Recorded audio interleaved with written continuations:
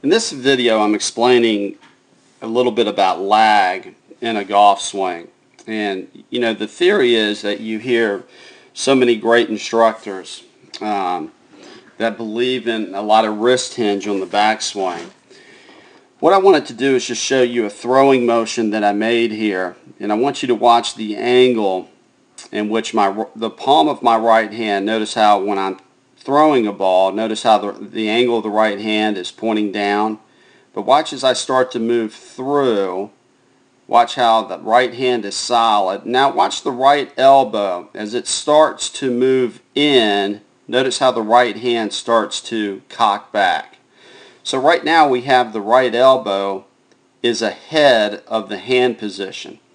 So for those that don't believe that you create lag by using your right elbow in the direction that we move the right elbow in, I think you're sadly mistaken. I would like to see more of my students use less wrist hinge to create the lag of their golf swing coming through the ball.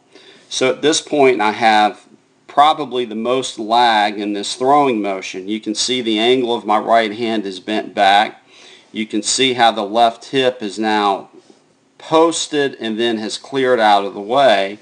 And then what you're going to see is finally the right arm is going to straighten up out in front of my body.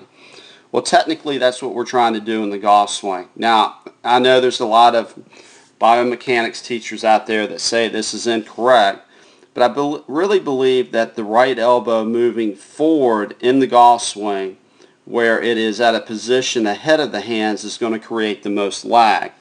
And that's what I'm trying to get majority of my students to put themselves in. I want that right elbow to move forward and not the hands starting the throw motion here at the top. So you can see right now I'm not throwing with my hands first. You can see how the transition works where it goes body, there's a little bit of lateral motion there.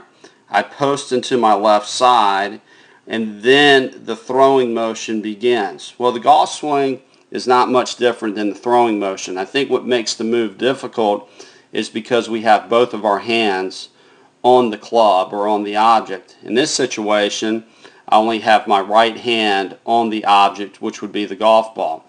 But again, what I'm trying to prove to my students is that, number one, you don't need all this wrist hinge at the top. We want to give you a sensation that it's called down cocking. As we get ready to throw the ball or swing the club, we want to see this right hand snap back as we come into the ball, and that's going to give you the most lag in your golf swing.